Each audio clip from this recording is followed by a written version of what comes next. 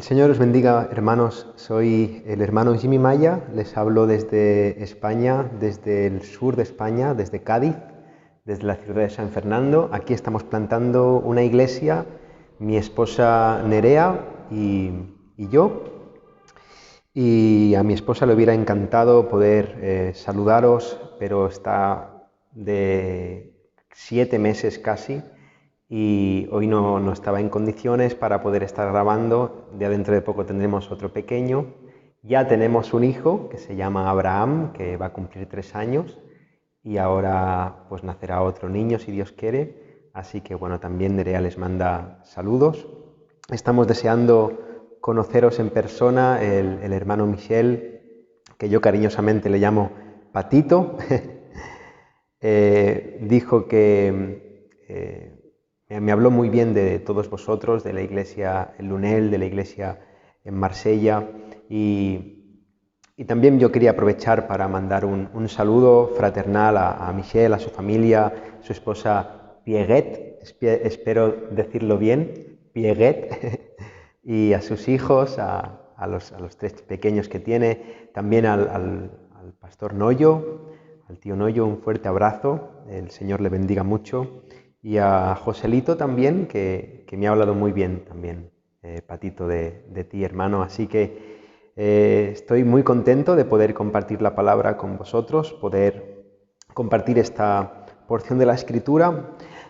Hace algún tiempo el hermano Michel me pidió que pudiera yo compartir algo así de forma online, grabarlo y poderlo enviar. Y sinceramente he estado muy ocupado con el tema de la plantación, de reabrir la iglesia, etc. Me hubiera gustado hacerlo antes, pido disculpas por no haber podido atender a esa petición antes, pero creo que al final el Señor es soberano y sus tiempos son perfectos, así que estoy convencido que el Señor va a bendecir su palabra. Yo quisiera que me acompañarais al libro de Mateo, al Evangelio de Mateo, capítulo 4, versículo 1 al 11. Vamos a estar hablando del pasaje de las tentaciones de Jesús. Mateo 1, 4 del 1 al 11. Dice la palabra del Señor: Entonces Jesús fue llevado por el Espíritu al desierto para ser tentado por el diablo, y después de haber ayunado 40 días y 40 noches tuvo hambre. Y vino a él el tentador y le dijo: Si eres hijo de Dios, di que estas piedras se conviertan en pan. Él respondió y dijo: Escrito está, no solo de pan vivirá el hombre, sino de toda palabra que sale de la boca de Dios. Entonces el diablo le llevó a la santa ciudad y le puso sobre el pináculo del templo y le dijo: Si eres hijo de Dios, échate abajo, porque escrito está: A sus ángeles mandará acerca de ti, y en sus manos te sostendrán, para que no tropieces con tu pie en piedra. Jesús le dijo: Escrito está también: No tentarás al Señor tu Dios. Otra vez le llevó el diablo a un monte muy alto y le mostró todos los reinos del mundo y la gloria de ellos, y le dijo: Todo esto te daré si postrado me adorares. Entonces Jesús le dijo: Vete, Satanás, porque escrito está: Al Señor tu Dios adorarás, y a Él solo servirás. El diablo entonces le dejó, y he aquí vinieron ángeles y le servían. Vamos a orar. Señor, qué glorioso pasaje, qué escena tan dramática, poderosa, llena de gloria, de verdad. Yo te pido, Dios mío, que tú intervengas en este tiempo y bendigas la exposición de tu palabra, para que tu palabra, Señor, no solamente sea escuchada, sino que sea grabada en nuestro corazón y pueda producir fruto que te glorifique a ti, Señor. Yo te pido por la iglesia en Lunel, te pido por los siervos que tú has plantado allí, te pido por la iglesia en Marsella también. Te pido que tú las bendigas, Señor, que edifiques a esas iglesias, que las llenes de tu gracia. Yo te lo ruego, Señor. Gracias, Dios mío, por esta comunión, el deseo de poder conocerles pronto, y te pido, Señor, que caiga una bendición especial sobre ellos y que pronto, Señor, podamos conocernos si es tu voluntad, para gloria de tu nombre. Que esta palabra, Señor, nos anime, nos reconforte y también nos conforte, nos confronte, Señor, para ser cada día más como tú. En el nombre de Jesús. Amén. Hermanos, este pasaje se encuentra justo después de que Jesús fuera bautizado. La Escritura nos cuenta que justo después de que el Señor fue bautizado en el Jordán, el Espíritu lo llevó al desierto. Yo quiero recordar brevemente la escena memorable en la que el Señor Jesús fue sumergido en el Jordán por Juan el Bautista. Los cielos fueron abiertos y en ese momento el Padre dio testimonio con su voz poderosa diciendo: «Este es mi Hijo amado en quien tengo complacencia». El Espíritu vino sobre él en forma de paloma en señal de legitimidad, de respaldo por su ministerio, y después de esta escena gloriosa, ahora ese mismo Espíritu estaba llevando a Jesús a una situación totalmente contraintuitiva. Porque después de ser investido de la autoridad con la que fue investido en ese mismo momento en el Jordán, para empezar su ministerio en la tierra, lo que hubiera cabido esperar es que Jesús empezara su labor cuanto antes. El mundo necesitaba que Jesús empezara a actuar. Su labor era liberar al pueblo.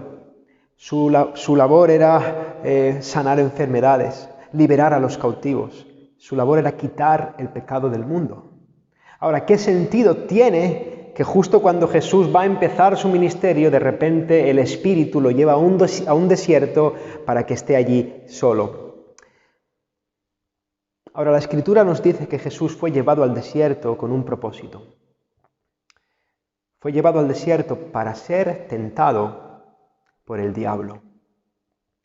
El ministerio de Jesús ya había empezado y en lugar de dirigirse a la labor visible, a la labor que todo el mundo podía ver, el Espíritu lo llevó a que se batiera en un combate espiritual feroz contra las tentaciones de Satanás. El ministerio de Jesús debía empezar primero por enfrentar aquellas situaciones del alma que nadie puede ver, pero que forman parte del trato de Dios en cada uno de nosotros.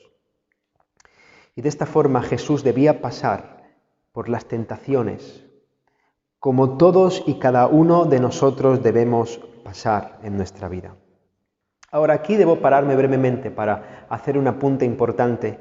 Es importante señalar que como hombre, como ser humano, siendo verdaderamente hombre, Jesús podía ser tentado. Y de hecho, Él tuvo que soportar las tentaciones tal y como las tenemos que soportar nosotros. Pero a diferencia de nosotros, Jesús, al ser verdaderamente Dios también, era imposible que pudiera pecar.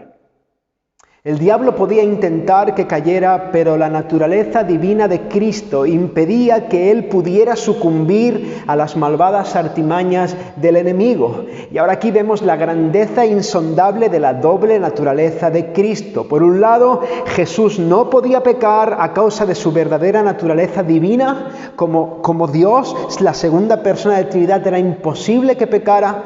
Pero por otro lado, como hombre, Jesús sí que experimentó la debilidad y tuvo que pasar por la prueba de ser tentado en la carne. Tuvo que soportar esa aflicción como todos nosotros. Ahora, Mateo no nos dice solamente que Jesús estaba en el desierto para ser tentado, sino que nos señala las condiciones en las que Jesús estaba. En primer lugar, nos dice que estaba en el desierto. Para hacernos una idea, las condiciones climatológicas de un desierto oscilan en que durante el día llegan a casi 50 grados, habiendo muy poca agua y casi nada de sombra.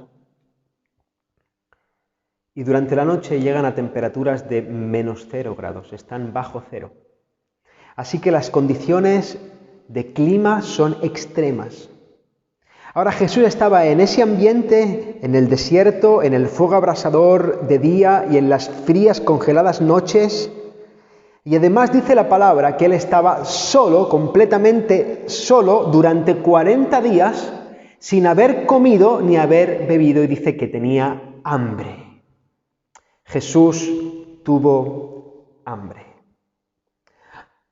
Yo no me podría imaginar una escena en la que un ser humano pudiera experimentar una mayor debilidad física, emocional y espiritual. Y fue en esas circunstancias adversas en las que el Señor Jesucristo se enfrentó a un combate cara a cara con el maestro de los maestros de la manipulación, de la mentira y del engaño, con el mismo Satanás. Esa es la escena que nos presenta la Escritura.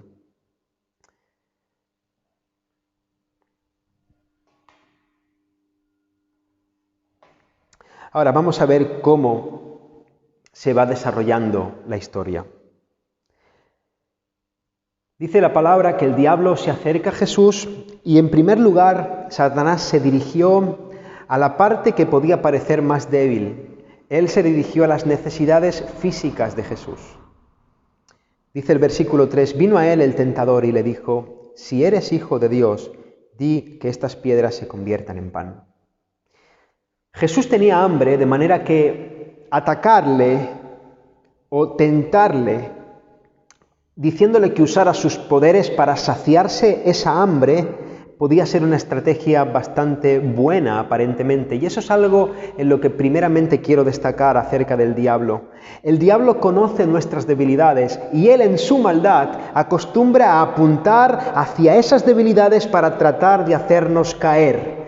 Y en este sentido, el enemigo sabía que Jesús llevaba 40 días sin comer y no dudó en atacarle donde más daño podía hacerle.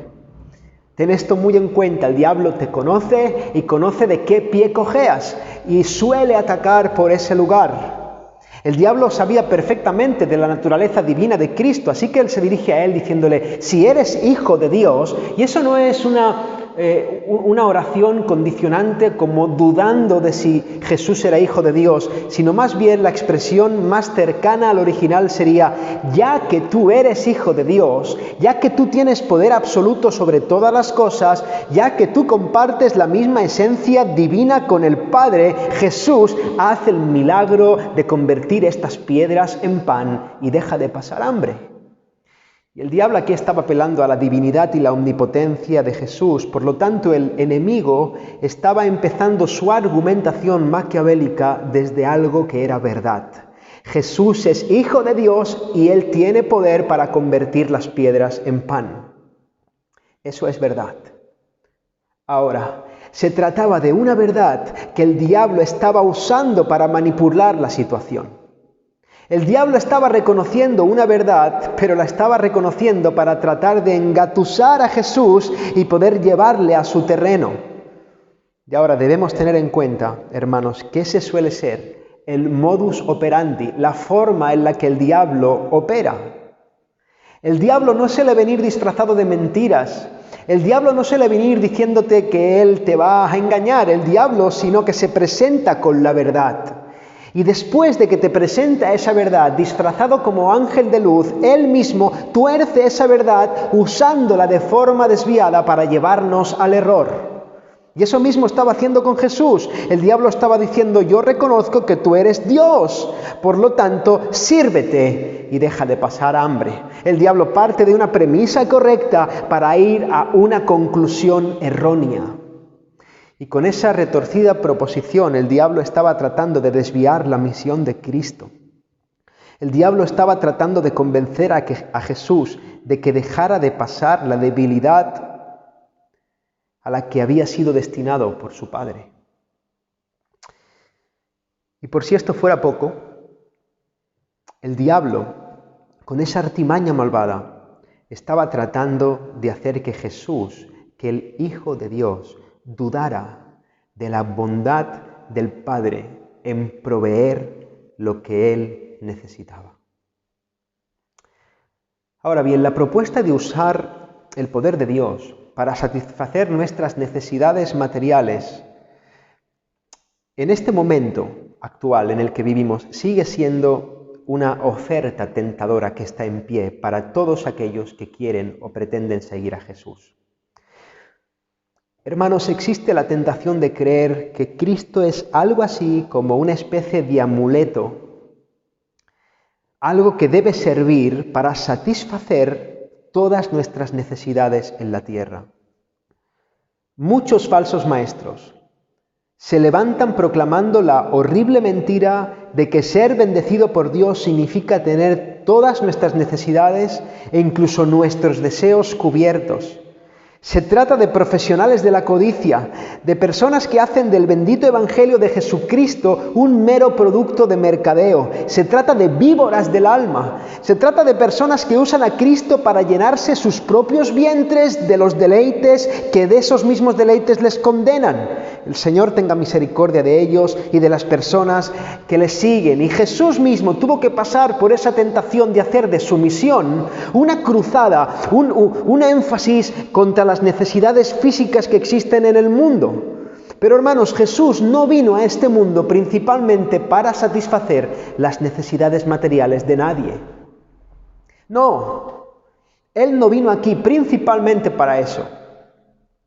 Claro que sí que lo hizo, claro que Él muchas veces lo vimos dar comida a los hambrientos, vimos darle vista a los ciegos, vimos sanando a los que estaban enfermos, a los leprosos, vimos haciendo que caminaran los cojos, vimos haciendo milagros hermosos de sanidad, de bienes materiales, pero ese no es el principal propósito de Cristo en la tierra. Él le contestó de esta manera al diablo: escrito está, no solo de pan vivirá el hombre, sino de toda palabra que sale de la boca de Dios.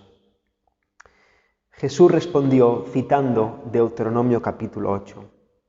Y esa fue la pauta que siguió Jesús cuando enfrentó todas y cada una de las tentaciones. Cuando el diablo venía con la palabra torciéndola, Jesús le respondía con la palabra para encauzar sus pensamientos. Y eso nos enseña, hermanos, que la verdad de las Escrituras, atesorada en nuestro corazón, es la mejor arma para enfrentar las tentaciones que nos puedan sobrevenir. El creyente tiene la Escritura como espada para enfrentar los dardos del maligno. Debemos leer la palabra, debemos meditar en la palabra, debemos memorizar la palabra, sumergirnos en las verdades eternas y que esas verdades moldeen nuestros pensamientos, moldeen nuestro corazón para que cuando vengan los dardos del enemigo tengamos ese escudo de la fe, esa espada de la palabra para poder sobreatacar, para poder contraatacar esas malvadas artimañas. En el texto que cita Jesús, Dios les recuerda al pueblo de Israel que debe obedecerle y servirle. Y les hace memoria de que los ha sacado del pueblo de Egipto. Les hace memoria de que les ha dado la ley, de que Israel ha visto cómo Dios ponía en jaque al imperio más poderoso que había en ese momento en la tierra. Les hace memoria de que cuando ellos se quejaron, Dios dio pan del cielo, les hizo llover maná. Les hace memoria de que hizo descender codornices del cielo para que estuvieran saciados. Y lo hizo para que aprendieran que Dios es poderoso y que con Él no se necesita nada más. Él puede abrir y cerrar los cielos. Él puede dar alimento, Él puede quitar alimento, Él puede derribar a nuestros enemigos. Pero el punto no es lo que Él puede hacer, el punto es quién es Él. Necesitamos su palabra viva. Dios hace todos esos prodigios, se manifiesta para que le conozcamos a Él. De manera que no solo de pan vivirá el hombre, sino de toda palabra que sale de la boca de Dios. En otras palabras, Jesús le deja claro al diablo que Él no había venido a librarse a sí mismo del hambre, ni a librar del hambre a los que padecían necesidad. Jesús había venido a cubrir la necesidad más importante que existe, la necesidad del hambre espiritual. Incluso cuando Jesús hacía milagros, cuando Jesús daba de comer a los hambrientos, abría los ojos a los ciegos, hacía caminar a los cojos, Él lo hacía con el propósito de manifestar su identidad, de manifestar su gloriosa persona y que los que eran espectadores de esos grandes prodigios creyeran en Él y le siguieran. De manera que Jesús no es un amuleto al que acudir para poner a prueba su poder, reclamándole que Él cubra nuestras necesidades o nuestros deseos personales. El hombre no puede vivir solo de pan, sino que necesita toda palabra viva del Dios vivo. Ahora, Jesús había resistido al primer asalto, la primera tentación había fallado, de manera que el diablo realizó un cambio de escenario y lo condujo a otro sitio para intentar engañarle. Y leemos en el versículo 5, dice: entonces el diablo le llevó a la santa ciudad y le puso sobre el pináculo del templo. Versículo 6, y le dijo: Si eres hijo de Dios, échate abajo, porque escrito está: a sus ángeles mandará acerca de ti, y en sus manos te sostendrán, para que no tropieces con tu pie en piedra. El diablo llevó a Jesús al pináculo del templo en Jerusalén para tentarle a que él realizara un milagro espectacular a ojos de todos los ciudadanos, de todos los transeúntes que pasaban por el templo. La tentación era que Jesús apelara a conseguir popularidad y relevancia religiosa por medio de una actuación sobrenatural. Hermanos, para hacernos una idea, el pináculo del templo estaba aproximadamente a unos 180 metros de altura y además se cuentan, el historiador Flavio Josefo cuenta que era era el sitio donde se acostumbraba a ejecutar a los herejes, los que eran condenados por el Sanedrín como herejes, podían ser tirados del pináculo del templo. De hecho, se cuenta que el apóstol Santiago fue castigado siendo arrojado del pináculo del templo. El hecho de que el diablo le propusiera a Jesús esa barbaridad tenía la intención de que Jesús considerara hacer alarde públicamente de su posición como hijo de Dios al caer de esa altura sin sufrir ningún daño. El diablo sabía perfectamente los planes del Padre para Cristo. Sabía perfectamente que el cielo no iba a permitir que Jesús perdiera la vida cometiendo una locura como esa.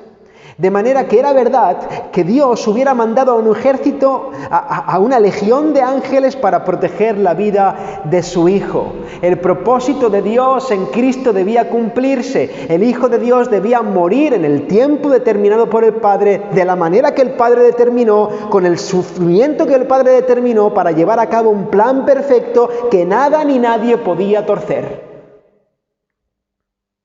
Por lo tanto, no cabía ninguna posibilidad de que Dios permitiera que Jesús muriera de esa forma.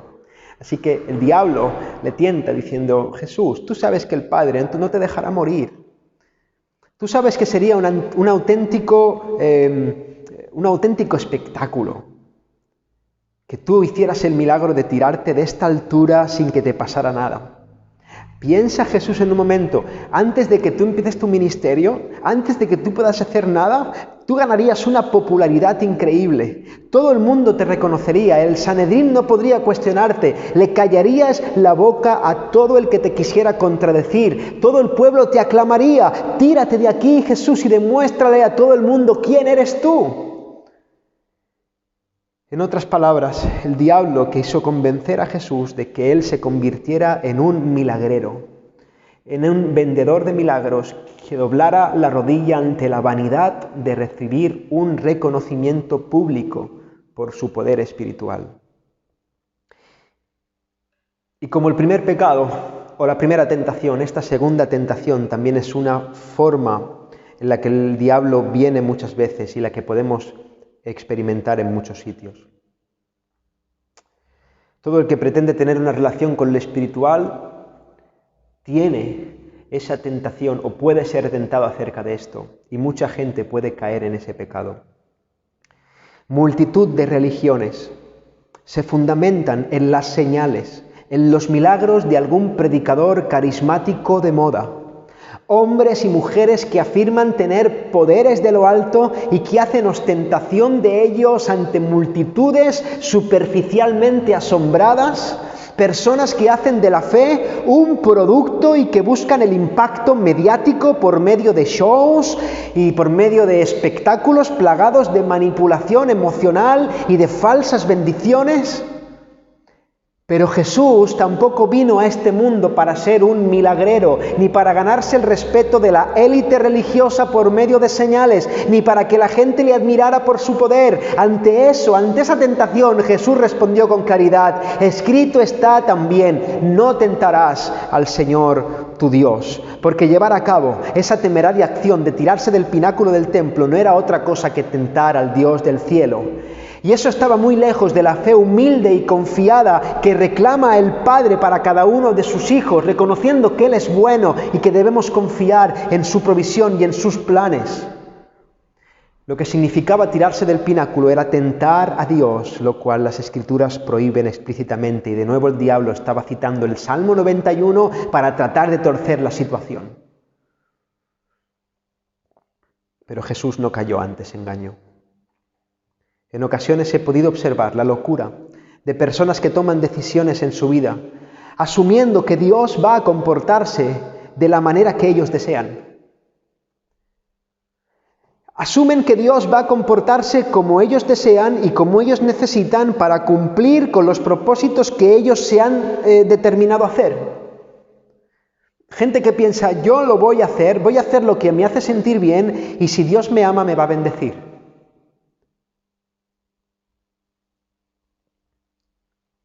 Dios está conmigo, príncipe de Cristo, princesita de Cristo.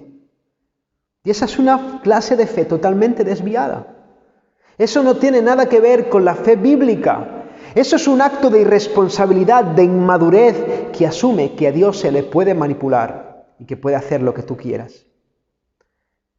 Y un paso más allá, hay gente que comete la maldad, la locura, que tiene la delirante convicción de que ellos pueden hacer pactos con Dios y que ellos pueden mover a Dios en la dirección que a ellos les plazca. Yo te ordeno en el nombre de Jesús que sanes a esta persona. ¡Qué locura! Yo decreto que caiga tu bendición sobre nosotros y que seamos enriquecidos. ¡Qué locura, hermanos! A Dios no se le puede manipular. Justo antes de que empezara el coronavirus, salió un predicador famoso, un falso maestro que está en Estados Unidos, diciendo que él, en el nombre de Jesús, ataba al coronavirus para que no infectara a nadie. Lo ató muy mal, porque el coronavirus ha hecho un desastre en el mundo.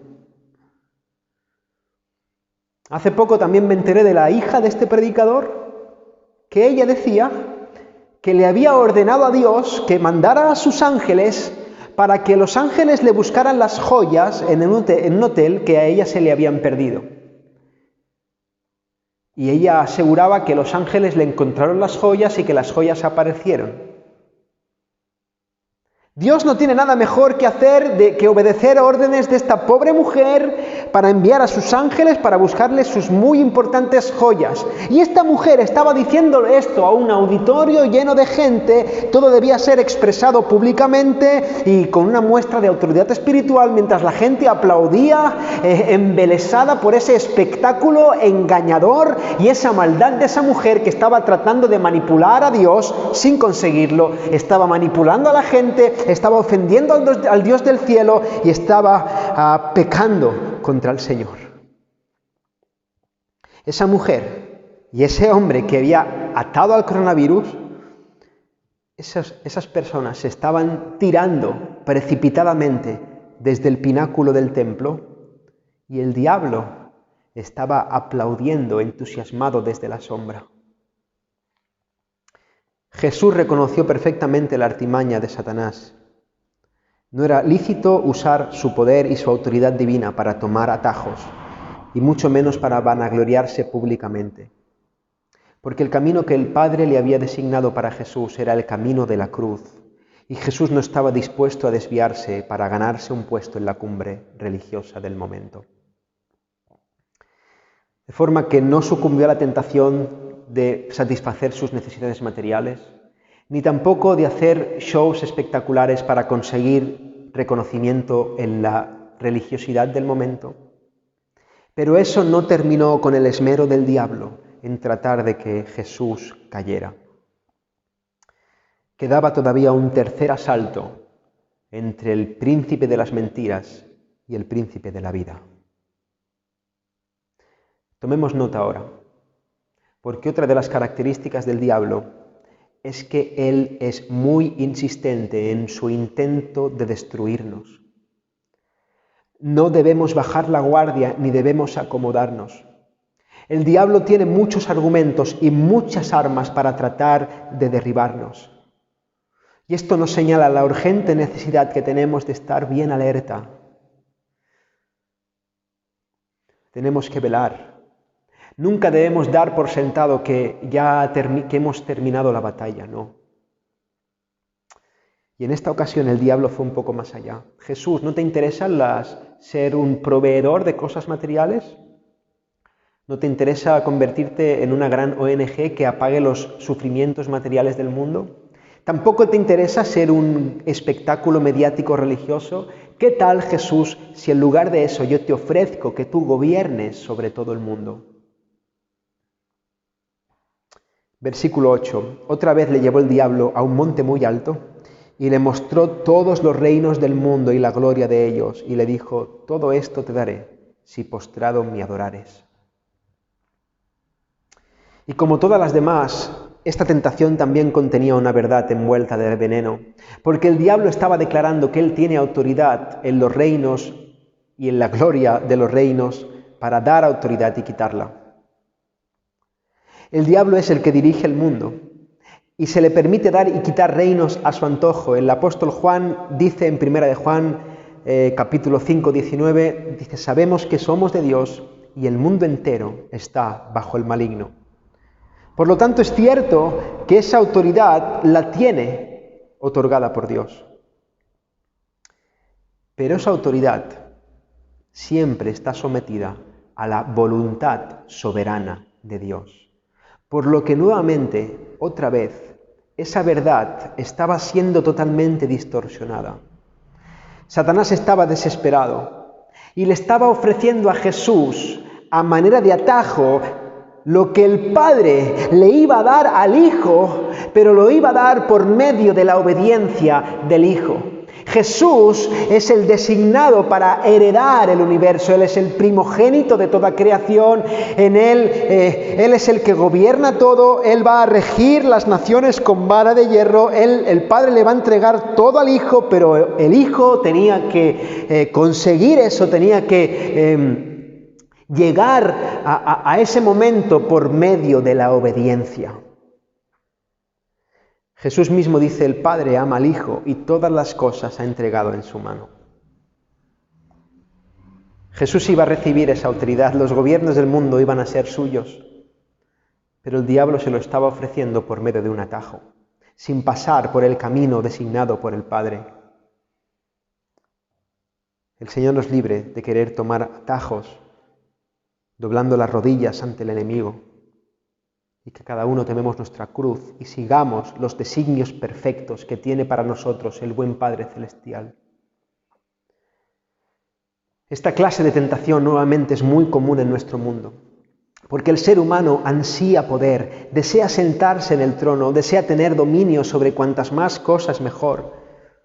Tanta codicia, tanta vanidad, y ante ese deseo que está en nuestro corazón, Satanás nos ofrece poder, autoridad a costa de una cosa, y esta es la cláusula: a costa de adorarle a Él.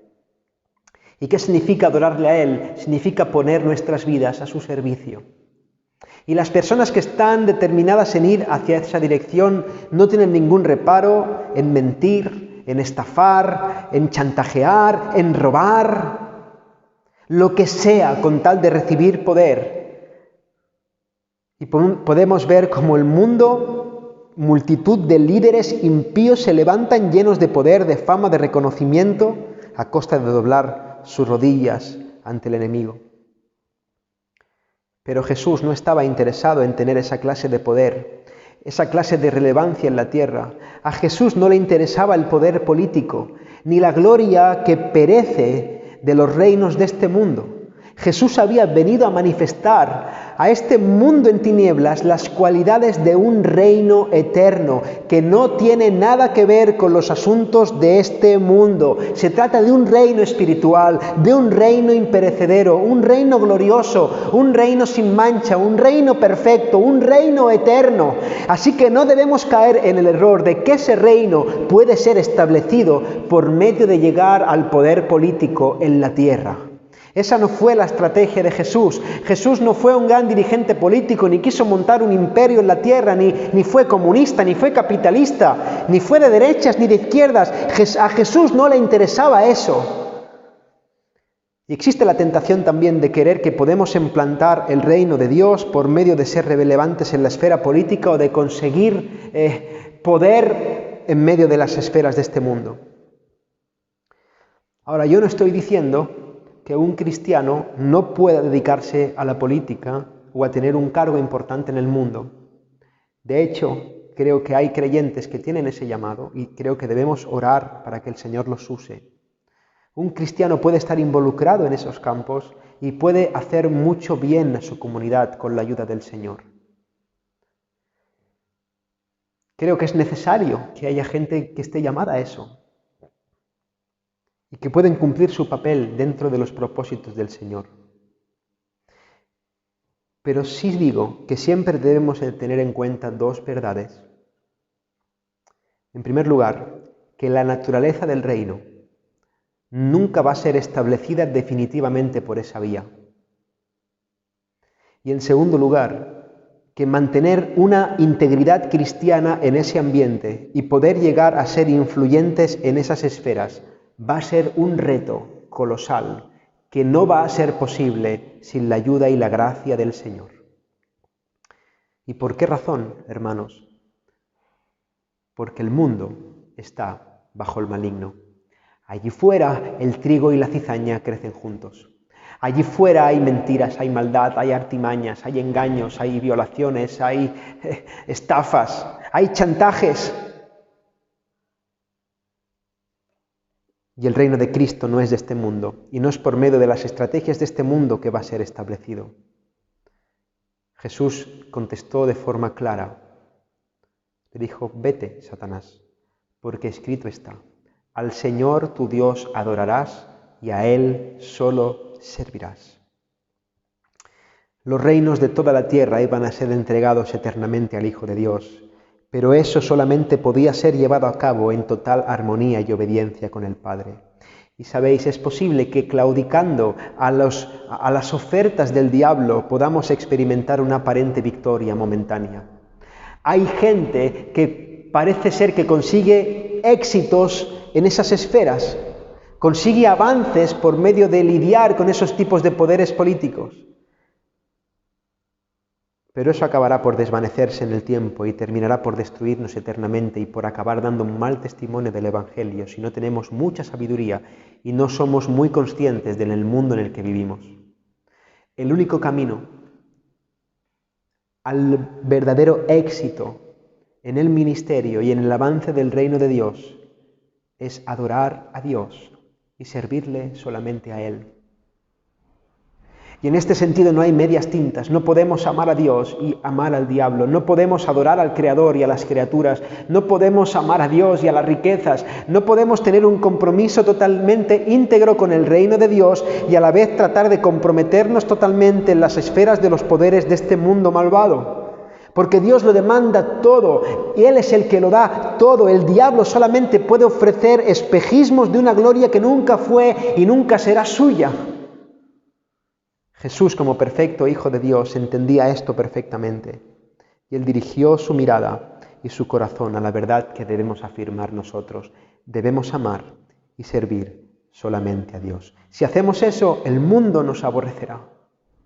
Si hacemos eso, probablemente nunca vamos a tener éxito ni vamos a ser influyentes en nuestra área, en nuestra comunidad política. Probablemente sí, porque el Señor abra puertas y haya gracia, pero normalmente la iglesia de Dios es perseguida por los reinos de este mundo. Pero tenemos que confiar. Cristo ha vencido al mundo.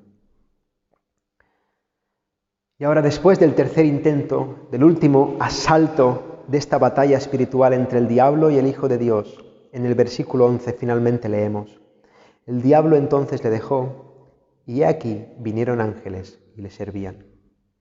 Oh hermanos, aleluya. El Señor Jesús había pasado la prueba, a pesar de estar en el desierto y sumido en una condición de absoluta debilidad. El Hijo de Dios había vencido las tentaciones del maligno y ahora, tras su victoria, el cuidado amoroso del Padre llegó en forma de un ejército de ángeles que acudieron a Él para servirle. Pero ahora quiero que dirijamos nuestra mirada para ir terminando a lo que ocurrió en el principio de todas las cosas. Porque al igual que Jesús, el primer hombre, Adán, fue sumido a unas tentaciones, a un ataque del diablo.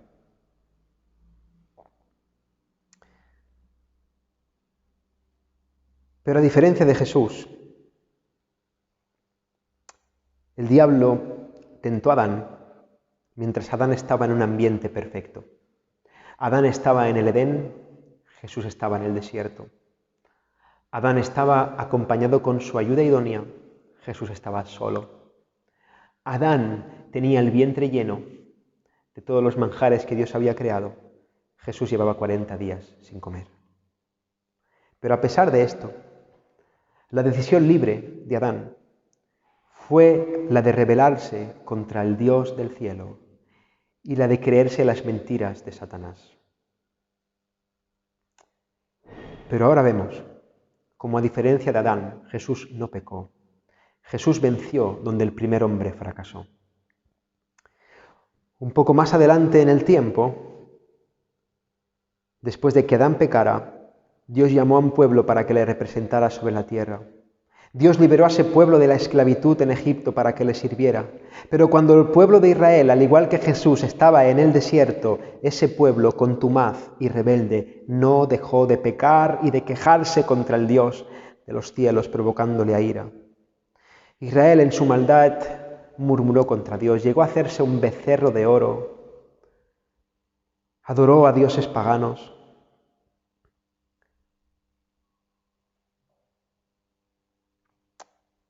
Israel también falló en su cometido y pecó constantemente contra Dios. Pero Jesús, estando en el desierto, tampoco pecó como lo hizo Israel. Y ahora vemos cómo donde Adán e Israel fallaron, Jesús salió victorioso. Estando en el desierto, sin recibir ningún alimento, estando en debilidad, el Señor Jesucristo logró conquistar la victoria sobre el pecado por medio de la obediencia. Y de esa manera Jesús, al haber sufrido y vencido las tentaciones, se constituye en el único y suficiente Salvador de nuestras almas. Porque Iglesia de Lunel, Iglesia de Marsella, queridos hermanos de Francia, todos nosotros somos pecadores. Incluso cuando ya hemos venido a Cristo, luchamos todavía contra el pecado. Y lo cierto es que esta batalla es una batalla que ninguno de nosotros por nuestras propias fuerzas podemos conquistar jamás. Adán falló, Israel falló y todos y cada uno de nosotros fallamos. Oh hermanos, pero qué gozo saber que nuestro Señor Jesucristo se enfrentó a las tentaciones del enemigo y Él sí consiguió vencer, Él sí consiguió darle un golpe en la cabeza al enemigo. Y ahora todos podemos correr a los brazos de ese dulce Salvador, sabiendo que Él conoce perfectamente por todo lo que nosotros podemos pasar. Jesús comprende mis luchas, Jesús comprende tus luchas, Él sabe la dificultad de todo lo que tú estás atravesando en este momento, porque Él estuvo en debilidad, Él estuvo en los días de la carne, Él sufrió la batalla espiritual y dice que aunque era hijo, por lo que padeció, aprendió la obediencia.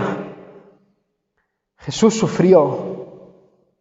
Y en ese sentido, la única diferencia entre Jesús y yo, entre Jesús y tú, es que Él nunca pecó. Dice el autor de Hebreos, porque no tenemos un sumo sacerdote que no pueda compadecerse de nuestras debilidades, sino uno que fue tentado en todo según nuestra semejanza, pero sin pecado. Él vino a este mundo para vencer donde nosotros no podemos hacerlo. Él vino a este mundo para darnos vida eterna por medio de su justicia. Y para terminar, quiero volver un momento al jardín del Edén, porque quiero recordaros lo que pasó cuando Adán pecó. La santidad de Dios no pudo soportar esa escena. Dios los juzgó, Dios los maldijo y Dios los echó de su presencia. Y recordemos cómo al final del capítulo 3 del Génesis dice Dios que puso a dos querubines con una espada encendida, manifestando su justicia y haciendo una separación entre el hombre y Dios. El ser humano ya nunca más podría volver a tener una relación de amor y de cercanía con Dios de forma directa. De la misma forma, el pueblo de Israel fue expulsado de la tierra de Canaán por sus continuos pecados.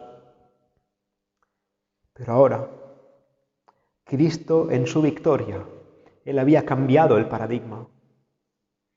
Oh hermanos, ahora los ángeles ya no servían de guardianes de justicia que mantenían la distancia entre Dios y el ser humano, sino que en Cristo los ángeles vendrían a servir al Hijo del Hombre perfecto, que ese hombre perfecto estaba restaurando esa relación rota entre Dios y los seres humanos. Ahora ya no íbamos a ser expulsados de la tierra, sino que en Cristo podemos tener garantizada la promesa de una entrada a la patria celestial eterna. Ahora todos los que nos hemos arrepentido de nuestros pecados y hemos creído en Él, en Jesús, en su obra expiatoria a favor nuestro, podemos gozarnos mirando a nuestro Salvador y ahora podemos seguir batallando contra el pecado. Ahora podemos seguir enfrentando esas luchas. A veces podemos caer, nos levantamos, tenemos heridas, tenemos enemigos en nuestra alma, nuestro propio corazón nos traiciona hoy una y otra vez. El camino de la fe es un camino arduo. Pero hermanos, ahora podemos hacerlo no con nuestras fuerzas, sino con las fuerzas de aquel que le pisó la cabeza a Satanás en la cruz del Calvario.